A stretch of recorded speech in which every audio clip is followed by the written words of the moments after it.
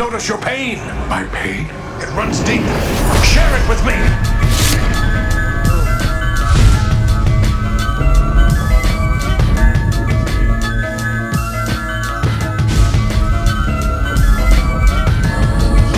Welcome everybody to a new episode of Do More 24. This is one of 5 series with Coach Grace.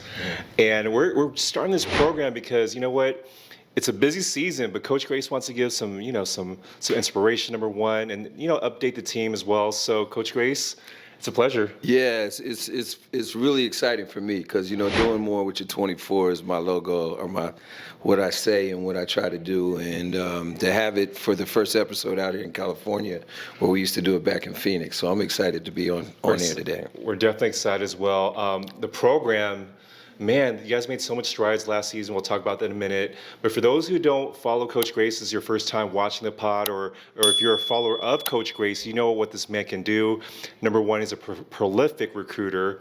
Recruited some of the best players that you've seen in the NBA today. Lonzo Ball, right? I can name a few that you can go on and on. TJ Leaf. Yeah, Kevon Looney, Ike Anigbogu, and Coach Zach Levine, coached Norman Powell. And, so the list goes on and on and on. Yeah. We can go on and on for hours. Yeah, yes. But the point is, there's a lot of stuff that goes behind the recruiting, right? There's a lot of stuff that goes behind the belief of just only basketball, but the game of life. And this is why we're doing this podcast, Do More 24. So, Coach Grace, let's talk about last season's team real quick. You made a lot of strides, and talk about the stuff that you really liked about that last year team. Great kids, great families as well. Taking over a program, trying to put your stamp on it, your culture, try to change the culture. We had growing pains, but a lot of great success. Aaron Powell gets a scholarship to Rice. Baron Bellamy's going to Westmont. He has a game tomorrow, his first game. Aaron played a couple days ago on opening day for Rice, and they won, and he was a contributor as well. Scored 4 points and played 9 minutes. So, those things are great takes from our last year's team. Right. We went to the playoffs further if they've ever been in the 2A. Division, which is right below. You have the Open in 1A and 2A. Yeah. So we were really proud of that. Going to the playoffs for the first time, I think, in 6 years or something to that nature. So a lot of great things happened last year, and it's contributing to the growth that we had this summer and what we're going to have this year. Well, talk about that summer, Coach. You guys went 3-1 in a championship game. What are the takeaways that you really, really stuck out the most about that summer team? Well, this team shares the basketball, and they like each other, and they play for each other, and that's all you can ask for as a coach. We got to go to Section 7, the largest and the best summer event there is in the country, and to go to the championship game with this young group after losing 6 seniors. I was very proud of them. And then going to Cali Live and tied for our pool play, and we lost the 9 a.m. morning game that was close. So I was very proud of our summer accomplishments. Wow, and it takes a lot of discipline, respect, enthusiasm, just like what UCLA does. But very similar to what you did when you coached college. Mm-hmm. What are some of the things this team particularly is doing with the discipline that you see that some of the kids that you coach at UCLA? Very disciplined. They love the game. So, I don't have to worry about them being late to practice or games. They're always on time.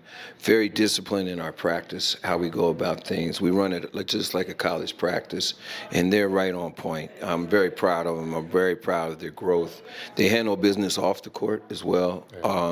Just true professionals from a 9th grader, 10th grader, 11th grader, 12th grader, which is amazing to watch, because this is a special group. I have great parents, a support system like no other, and I'm excited to get going on the 22nd of this month against Beverly Hills.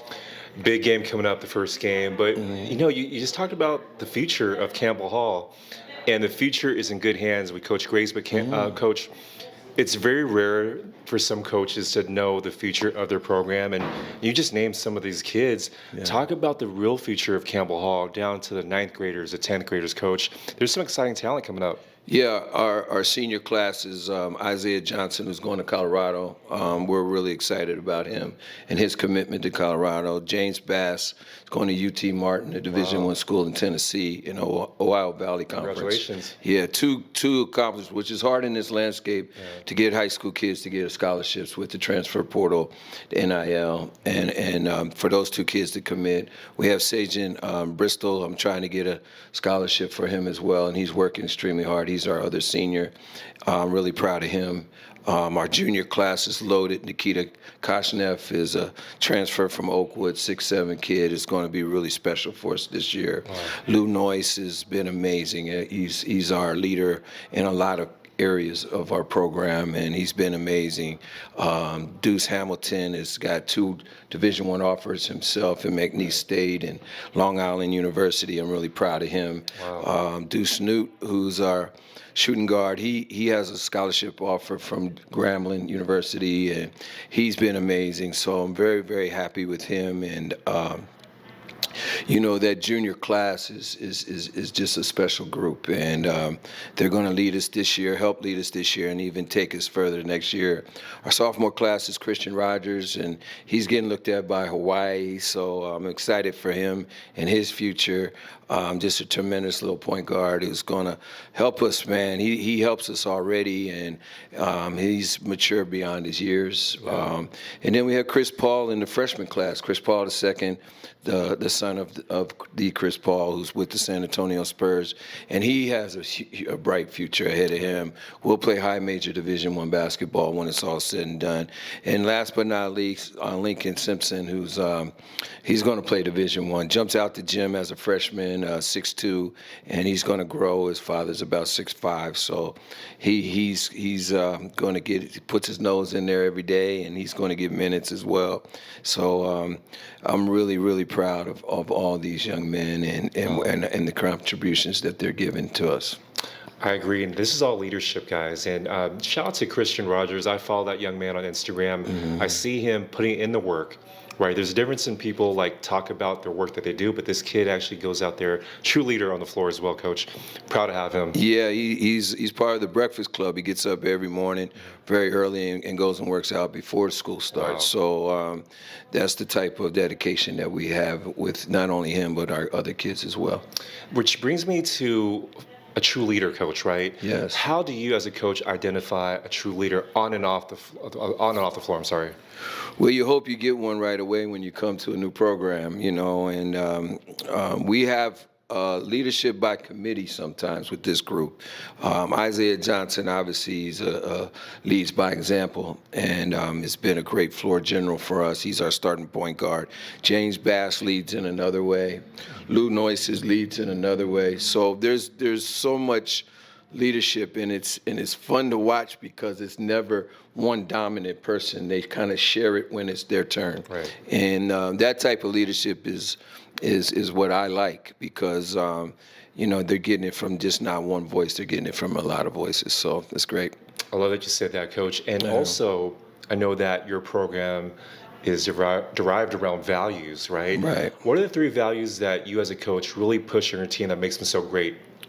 Well, we have core values, and it's integrity, team before self, and excellence in all we do. Wow. And it's similar to the Air Force core values, which I spent 20 years in. So those core values has done me right, you know. So I think with this group, it fits this type of team. So those are our core values.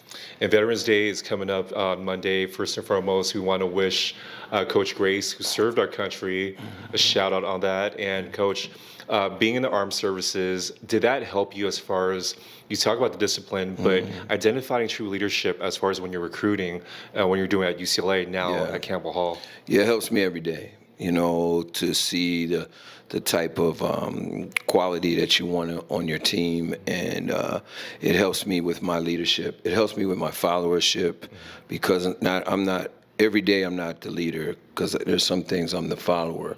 Right. I have people above me at Campbell Hall, and I have to be great at that as well. So I learned how to be a follower first, which has helped me greatly become a leader, and then all the attributes that the Air Force has provided me over the years on how to be a leader and how to be a follower.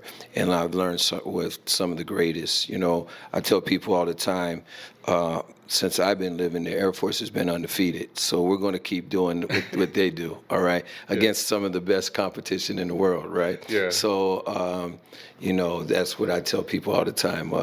I've learned from the best, and I'm very appreciative of it. Hey, Coach Grace is a big football fan, by the way, guys. He Yes. roots for the Baltimore Ravens. Yes. Right? And I think they're going to do some amazing things. Hey, Coach, who do you think is going to win the Super Bowl this year? I know you're obviously the Ravens, but Yes. clear-cut favorite on NFC and AFC. Who do you think who's your picks? I'm obviously going with my Ravens, and they got a big game tonight with in-division rival with the Cincinnati Bengals. But I'm looking at how the Lions are playing, and obviously I spent a lot of time in Arizona, so I'm very happy with the Cardinals.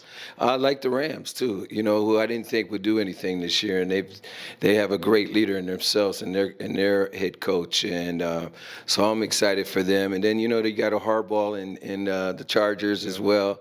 So I'm loving it, man. Football is a big.